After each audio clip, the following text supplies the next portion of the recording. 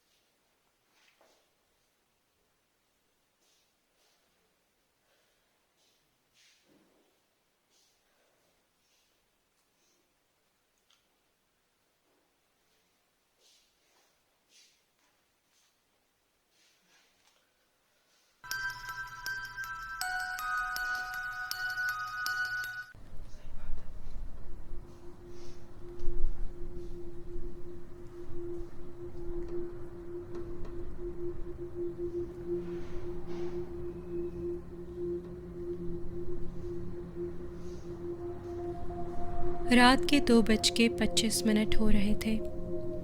मैं अपने लैपटॉप पर फजूल में टाइम ज़ाया करते हुए एक के बाद एक यूट्यूब वीडियोस देख रही थी। अब सिर्फ 3 घंटे बाकी थे मेरे 8 घंटे के काम की शिफ्ट शुरू होने में। मैं अपनी कुर्सी पे टेक लगा के आराम से पीछे होके बैठ गई और सोचने लगी कि बस अब बहुत वक्त ज़ाया हो गया, मुझे अब सो जाना चाहिए। पर दिमाग है कि मानने को तैयार ही नहीं था।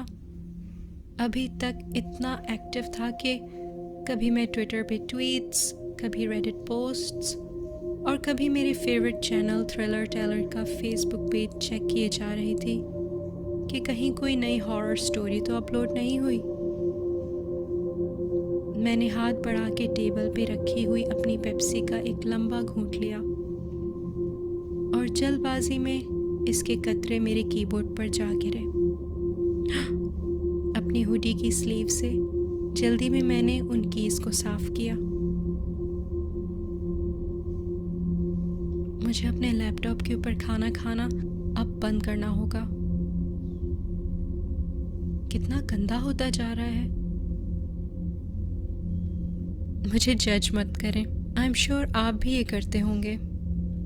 अपने किसी हद तक साफ कीबोर्ड को इत्मीनान से देखने के बाद जब मैंने स्क्रीन पर दोबारा देखा तो गूगल सर्च बार पे इतनी लंबी लेटर्स की लाइन लगी हुई थी। मैंने सोचा चलो तीसरी दफ़ा गूगल सर्च पर अपने नाम को सर्च करती हूँ, लेकिन फिर ख्याल आया कि बेहतर है मुझे सो जाना चाहिए। कम से कम 3 घंटे की नींद तो हो जाएगी, ताकि जब मैं जॉब पे जाऊँ तो ज़ॉम्बी तो बन के ना फिरूँ। जैसे ही मैं उठने वाली थी, अचानक एक छोटा सा मैसेज मेरे लैपटॉप की स्क्रीन के कॉर्नर पे आ गया। वो लाल नीला फ्लैश कर रहा था और उस पे लिखा हुआ था, ये लिंक 60 सेकंड्स में गायब हो जाएगा। और उसके नीचे फ़ौरन ही 60 सेकंड्स का टाइमर स्टार्ट हो गया।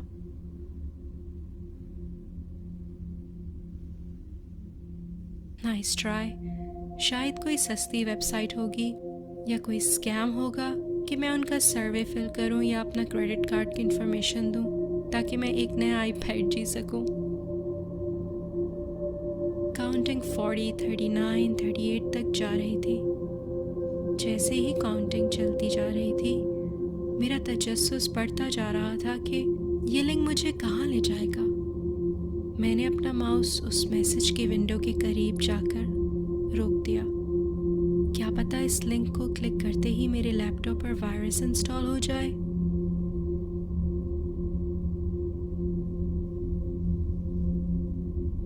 मैं अपने लैपटॉप को बंद करने लगी और ख्याल आया कि क्या पता ये FBI हो, मुझे किसी गैर कानूनी वेबसाइट पर ले जाने की कोशिश कर रहे हो। जैसे ही मेरा लैपटॉप बंद होने वाला था, मैं रुक गई। क्या पता ये लिंक वाकई में मुझे कोई ऐसी चीज़ दिखाए जो बहुत ही ख़ास हो और वो आज तक किसी ने ना देखी हो। बस इसी ख्याल ने मुझे परेशान कर दिया कि कहीं मैं कोई बहुत अच्छी अपॉर्चुनिटी ना मिस कर दूं और फजूल में इसी सोच में मेरी नींद भी ना बर्बाद हो जाए। मैंने आहिस्ता से अपनी लैपटॉप स्क्रीन को दोबारा ऊपर किया।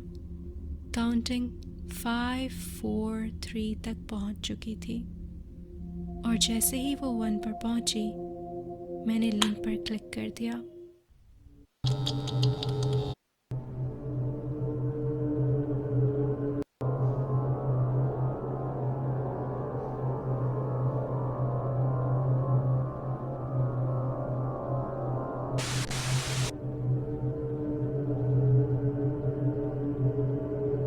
मैंने उलझन में पलकें झपकाई कि मुझे सिर्फ एक बहुत डार्क सी वीडियो फीड नज़र आ रही थी और स्क्रीन के टॉप कॉर्नर पे लाइव लिखा हुआ था। कुछ सेकंड्स के लिए तो मुझे बिल्कुल समझ नहीं आया कि मैं क्या देख रही हूँ। देखने में ये किसी की परछाई लग रही थी। क्या ये लिंक मुझे किसी ऐरे गैरे के साथ लाइव स्ट्रीम चैट पर ले आया है?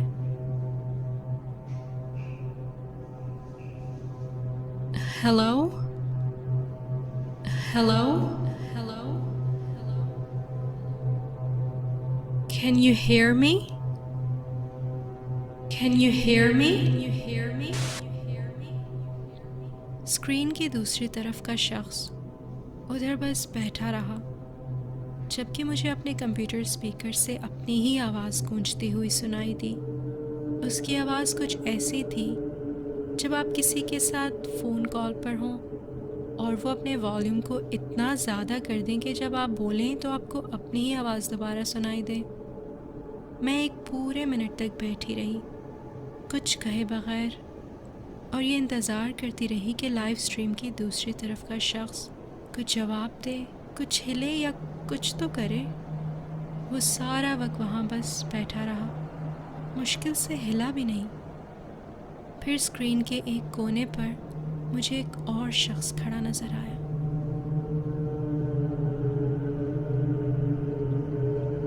पहले तो वो दूसरा शख्स बस ऐसे ही खड़ा था, बिल्कुल एकदम स्टिल, और फिर अचानक आहिस्ता आहिस्ता आगे पीछे लहराने लगा। वो इतना अजीब सा था, इंसान तो बिल्कुल लग ही नहीं रहा था। उसकी मूवमेंट बहुत अजीब और खौफनाक थी। ये कोई अगले 1 मिनट तक ऐसे ही करता रहा और फिर एकदम रुक गया। फिर थोड़ी देर बाद उसका सर पूरी तरह झटकों से हिलने लगा, पहले आहिस्ता आहिस्ता और फिर तेज तेज। वो दूसरा शख्स जो कैमरे के सामने बैठा था वो ऐसे गाफिल था कि उसे तो ज़रा अंदाज़ा तक नहीं था कि उसके पीछे क्या हो रहा है। फिर अचानक मेरी नज़र उस पीछे वाले अजीब से शख्स पे गई। अब वो आगे बढ़ने लगा, आहिस्ता आहिस्ता।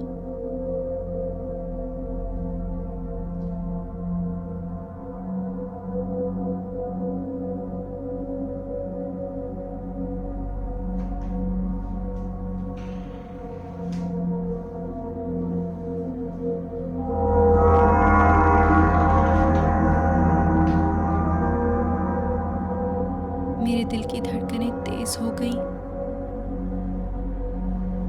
वो गौर क्यों नहीं कर रहा कि उसके पीछे हो क्या रहा है?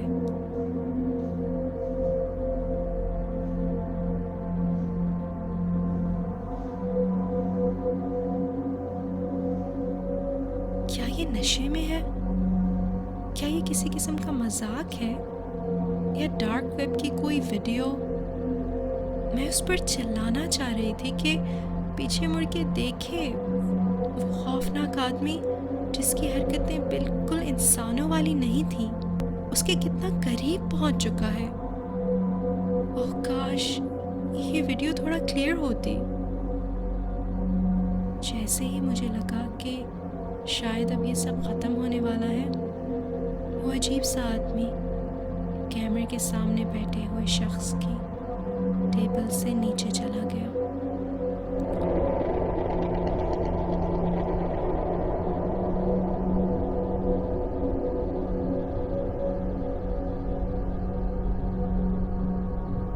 जैसे ही मेरी धड़कनें वापस आईं, मैं स्क्रीन के थोड़ा करीब हुई ताकि सामने वाले नामालूम शख्स को सही से देख सकूं।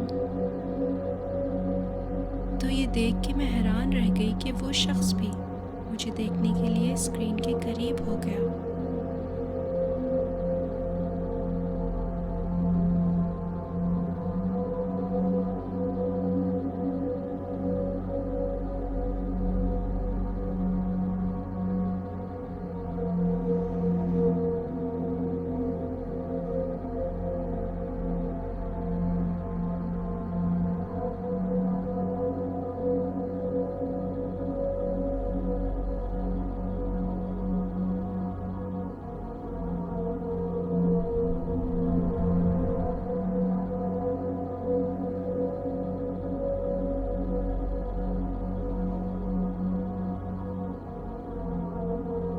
क्या ये आदमी मेरी नकल उतार रहा है?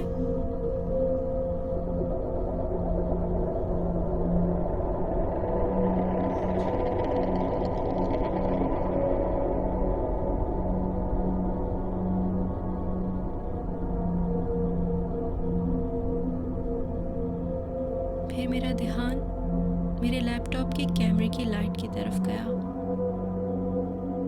और मैंने नोट किया कि मेरा कैमरा काफ़ी डस्टी लग रहा था। तब मुझे एहसास हुआ कि शायद तभी उस तरफ वाले शख्स को मैं सही से नज़र नहीं आ रही थी।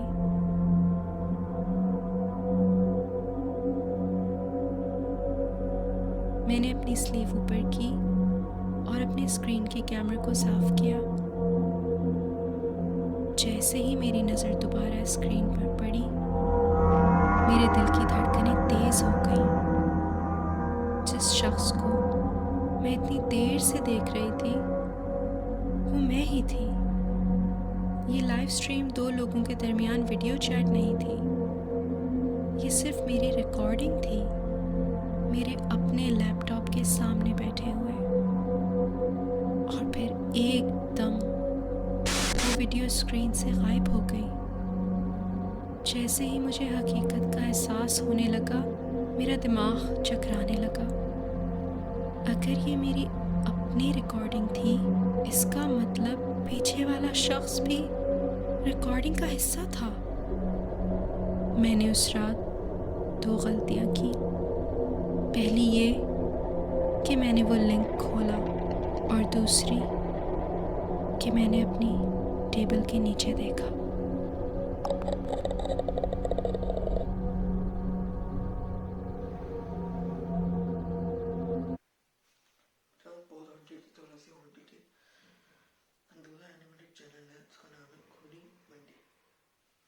आप जानते ही होंगे।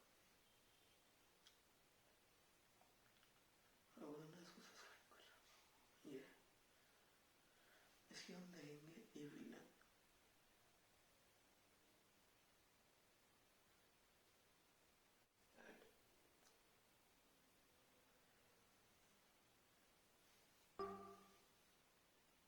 ये कहानी जेसिका नाम की एक लड़की की है। जेसिका एक बेहद गरीब परिवार की लड़की थी। उसकी माँ तभी गुजर गई थी जब वो 8 साल की थी। घर में वो, उसका भाई और उसके पापा रहते थे। उसके पापा अक्सर शराब पीकर जेसिका को मारा करते थे। एक दिन ये सब इतना ज्यादा बढ़ गया कि जेसिका को अपने छोटे भाई को लेकर अपने घर से भागना पड़ा। वो दोनों बच्चे नागपुर से भागकर अब गोवा आ चुके थे। 15 साल की जेसिका ने भागने का डिसीजन तो ले लिया था, मगर वो अपना और अपने 9 साल के भाई का ध्यान एक अनजान जगह पर कैसे रखेगी, ये वो नहीं जानती थी। जेसिका और उसका भाई जॉन एक चर्च के सामने बैठ गए और वहीं लोगों से भीख मांगने लगे। तभी उधर से गुजर रही एक नन ने उन दोनों बच्चों को देखा और उनसे बात करने आ गई। जेसिका ने उस नन को सब कुछ बताया और उस नन को उन पर बहुत तरस आ गया। वो उन्हें अपने साथ उस चर्च में ले गई और जेसिका और जॉन ने वहीं रहना शुरू कर दिया। जेसिका ने जॉन का एडमिशन चर्च के ही एक स्कूल में करवा दिया और वो खुद एक प्रेयर ग्रुप की पार्ट बन गई। जल्द ही जेसिका का पूरा झुकाव गॉड की तरफ हो गया और चर्च ने उसे भी एक नन बना दिया। मगर नन बनने के बाद जेसिका के साथ कुछ ऐसा होना शुरू हो गया जो उसने कभी सपने में भी नहीं सोचा था। एक रात जेसिका अपने रूम में सो रही थी तो उसे अचानक दौरे पड़ने लगे। वो ऐसे चीखने लगी जैसे कोई उसे बहुत जोर से मार रहा हो। जब बाकी की नन्स उसकी आवाज सुनकर उसके कमरे में आई तो वो हैरान रह गईं। जेसिका का शरीर अकड़ा पड़ा था और उसकी आंखें बिल्कुल सफेद हो गई थीं। वो दर्द से चिल्ला रही थी मगर उसकी आवाज उसकी नहीं बल्कि किसी आदमी की आवाज लग रही थी। ये देखकर एक नन ने जेसिका पर होली वाटर डाल दिया और जेसिका की स्किन से धुआं निकलने लगा। उसके बाद कुछ ही पलों में वो शांत हो गई। इस हादसे के बाद से जेसिका की तबीयत खराब रहने लगी। उसके बर्ताव में काफी बदलाव आ गया था। वो अब चर्च में आती ही नहीं थी और देर रात तक कॉरिडोर्स में अकेले घूमती रहती थी। कभी वो बेवक्त हंसने लगती तो कभी कभी किसी आदमी की आवाज में अजीब अजीब सी आवाजें निकालती। कभी किसी पर जोर से दहाड़ती जैसे कोई जानवर हो तो कभी कोने में बैठी रोती रहती। चर्च के सभी लोगों को समझ आ गया था कि जेसिका पोजेस हो चुकी है, इसलिए उसके एग्जॉर्सिज्म के लिए सभी ने तैयारी करनी शुरू कर दी। एग्जॉर्सिज्म की रात जब एक नन जेसिका के रूम में उसे देखने गई तो जेसिका वहां थी ही नहीं। वो नन उसे पूरे कमरे में ढूंढने लगी मगर जेसिका कहीं नहीं थी। लेकिन जैसे ही वो नन वापस जाने के लिए मुड़ी उसका दिल बुरी तरह दहल उठा। जेसिका एक काला गाउन पहने दीवार से चिपकी पड़ी थी। क्रिश्चियनिटी में काले कपड़े लोग तब पहनते हैं जब कोई मर जाता है। जेसिका के मुंह से खून निकल रहा था। वो एक जानवर की तरह भारी आवाज में दहाड़ रही थी। अचानक वो उस नन पर कूद पड़ी। इतनी ही देर में जेसिका के कमरे में बाकी सब भी आ गए और उन्हें देखकर जेसिका पागलों की तरह हंसने लगी, गॉड की इंसल्ट करने लगी। प्रीस्ट ने उस पर जैसे ही होली वाटर डाला तो वो दर्द से चीख उठी और खुद को एग्जॉर्सिज्म से बचाने के लिए वो अपने कमरे की खिड़की से नीचे कूद गई। जेसिका की जान तो बच गई मगर उसकी रीढ़ की हड्डी पूरी तरह से डैमेज हो गई थी जिसकी वजह से वो फिर कभी चल नहीं पाई। इसके बाद जेसिका का एग्जॉर्सिज्म होना काफी आसान हो गया था। लेकिन जब तक चर्च के लोगों ने उसका एग्जॉर्सिज्म शुरू किया तब तक उसके अंदर का डेविल उसके अंदर से जा चुका था। जेसिका को चर्च के ही एक हॉस्पिटल में एडमिट करवाया गया मगर प्रीस्ट जानना चाहते थे कि आखिर जेसिका के साथ ये सब क्यों और कैसे हुआ। उन्होंने जेसिका को हिप्नोटाइज करने का सोचा और एक छोटी सी इन्वेस्टिगेशन टीम बनाकर पता लगाने लगे कि आखिर हुआ क्या था। काफी ढूंढने के बाद उन्हें यह पता चला कि जेसिका की मां एक कल्ट मेंबर थी, एक ऐसे कल्ट की मेंबर जहां काला जादू करने वाले और डेविल की पूजा करने वाले लोग। जेसिका की मां ने डेविल को खुश करने के लिए कई सारी प्रक्रियाएं भी की। जब जेसिका छोटी थी तब जेसिका की मां ने जेसिका के शरीर का इस्तेमाल करने की भी कोशिश की थी मगर जेसिका के पापा ने आकर उसे बचा लिया था। लेकिन शायद तब तक देर हो चुकी थी। 4 साल की जेसिका किसी अजीब लैंग्वेज में कर्सेस बोलने लगी थी। उसका चेहरा डरावना हो गया था और उसने कहा कि वही अपने पापा की मौत का रीजन बनेगी और उनकी मौत के बाद ही डेविल का असली रूप इस दुनिया में आ जाएगा। अपना काला जादू उल्टा हो जाने की वजह से जेसिका की मां की डेथ हो गई और जेसिका के पापा जानते थे कि जेसिका में भी इविल रह रहा है, इसलिए धीरे धीरे वो उससे दूर होते चले गए और उससे नफरत करने लगे। जिस रात जेसिका अपने भाई को लेकर घर से भागी, वो अपने पापा की शराब में जहर मिलाकर आई थी और उसके पापा की मौत तभी हो गई थी। उसके बाद से जेसिका पोजेस हो गई, जिसका मतलब यह था कि जेसिका को पोजेस खुद डेविल ने किया था। ये सब जानने के बाद प्रीस्ट का दिल बुरी तरह दहल उठा और उन्होंने जेसिका के भाई जॉन को अपने पास बुलाया। तब उन्होंने देखा कि जॉन की पीठ और हाथ पर अजीब से निशान बने हुए थे। वो समझ गए थे कि जेसिका भी अपनी मां की तरह पोजेस्ड होकर डेविल की पूजा करने लगी थी और अपने भाई का शरीर उसी पूजा के लिए इस्तेमाल कर रही थी। ये सब पता लगने के बाद प्रीस्ट ने जेसिका पर कई सारे एग्जॉर्सिज्म किए, मगर जेसिका की तबीयत दिन ब दिन बिगड़ती गई और आखिर में उसकी मौत हो गई। जॉन की पूरी जिम्मेदारी चर्च ने ले ली और जेसिका के मर जाने के बाद भी चर्च के लोग उसकी मुक्ति के लिए प्रे करने लगे। कैसी लगी आपको ये कहानी? क्या आप इस इविल नन के ऊपर एक ओरिजिनल सीरीज हम दोनों वीडियो देख ली और बहुत ज़्यादा हॉन्टेड थी। आपको वीडियो अच्छी लगती है वीडियो को लाइक करना, शेयर करना, चैनल को करना सब्सक्राइब करना, bell icon get new video daily Instagram में फॉलो कर लो, लिंक इन डिस्क्रिप्शन। और ये दोनों वीडियो की लिंक डिस्क्रिप्शन में मिल जाएगी। मिलते हैं नए वीडियो, तब तक के लिए सबको टाटा बाय।